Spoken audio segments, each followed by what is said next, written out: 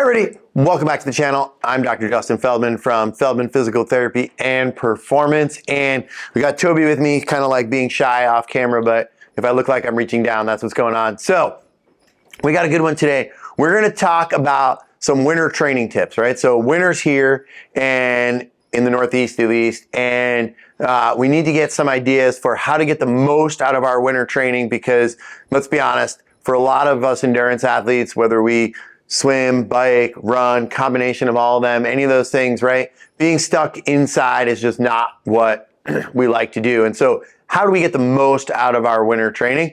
We're going to jump in and talk about it all right now. So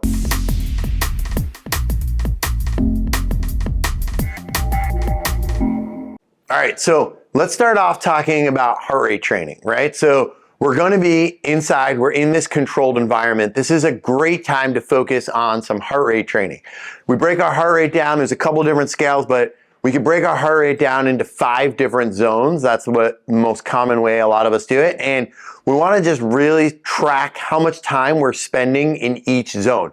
Each zone has a specific purpose, and we know where we're supposed to be and what we're supposed to be doing for each workout, especially when we're in a controlled environment indoors. We can control, if we're on a treadmill, we can control the incline, we can control the speed. For most part, we can control the temperature, we can add fans to cool us down. And so we can really make sure that we are hitting those target zones in our heart rate training. Also, while we're here, make sure you're getting yourself a great heart rate monitor, something accurate. So you're going to be spending this time, you're inside, invest in a good, accurate heart rate monitor. I know we've talked about it a ton here on the channel. We're big fans of the Coros products. I love their arm-based heart rate strap. I've been using it for a while now, and it just, what I like about it is it's rechargeable. I'm never really dealing with the idea of losing battery life. It just connects and works with the devices. So especially for indoor training, I can connect to Zwift, I can connect to my watch. Now, I know that I'm capturing the data in both places, so I can sort of see it up in front of me if I'm biking or running. And I also know that I don't mind wearing it, so it's just comfortable. And my biggest thing with these things is I just want it to work. I don't want to have to spend a ton of time figuring out if it's connected or not connected and how it's going. It just works. It doesn't take up a ton of time. So that's a big tip right there. Now, so how much time are we spending in these different heart rate zones, right? So we're talking about the importance of allocating time for each zone. So really, really simply, you could say, hey, in a given week, this is how many hours I'm going to train. And to break it down as simple as possible, try and take about 80% of that time and be in those low zones, zone 1, zone 2, maybe bottom of zone 3. Don't really go crazy. You know, you'll see all sorts of stuff out there on the internet, like stay out of zone 3. Don't go crazy. There's not a huge difference in what's going to happen. Low zone 3, high zone 2, you're roughly about the same. I will say, make sure that you're giving yourself an accurate heart rate zone. So we'll link up here to where we put up for a heart rate zone test, but make sure you test yourself for your heart rate zones.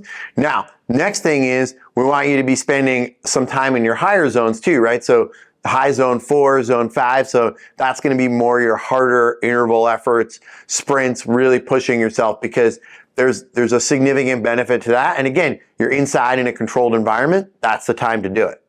Now, before we go any further, make sure you jump down, like the channel, like the video, subscribe to the channel, all those great things. If you find this stuff useful, please go ahead, share it with your friends, but make sure you subscribe so we don't miss out on all the good stuff we have coming out over the next few weeks. So we talk about making sure you're dedicating enough time into those low zones. Why are we doing that? Well, the biggest thing is we want to use this time to build that aerobic base, right? We want to take this time, we're inside, we're in a controlled environment, build that aerobic base. Well, what if we just get really bored of being inside? Well, guess what? We can get outside, right? We might hopefully have access to some snow or some different things. We can snowshoe, we can hike, we can cross-country ski.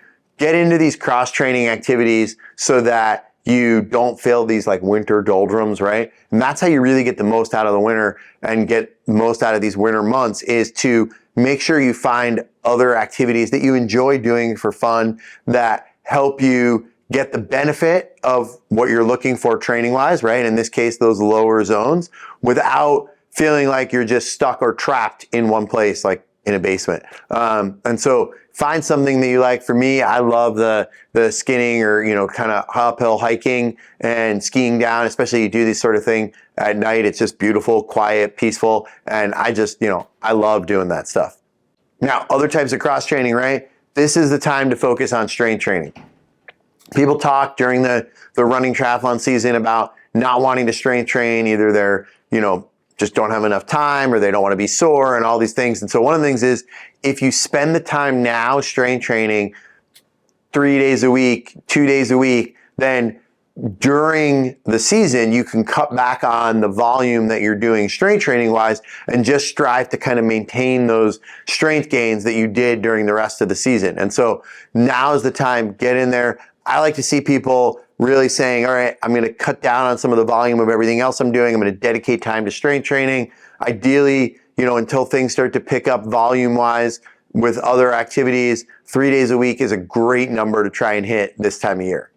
Now, don't forget about the value of nutritional stuff during this indoor time. And so your workouts might be long enough that you need to fuel. They might not be long enough that you need to fuel, but one thing you can do during this time of year is experiment with different products, try different things, see how you feel using different gels, different electrolyte drinks, different high calorie drinks or high carb drinks. See if you can start to build your tolerance maybe for more carbs while you're training. And so you might not need it based on the length of a given workout, but this is when I like to try out new products and sort of get an idea of how my body tolerates them and handles different things. So those are just some tips of things that you can do to get more out of your winter training. There's a ton of other things. We'll keep coming back with different ideas, but give some of that a try. I'd like to know what you're doing. How are you getting the most out of your winter training? So what tips do you have? Go ahead and throw them down there in the comments below, and we'll see you back here soon.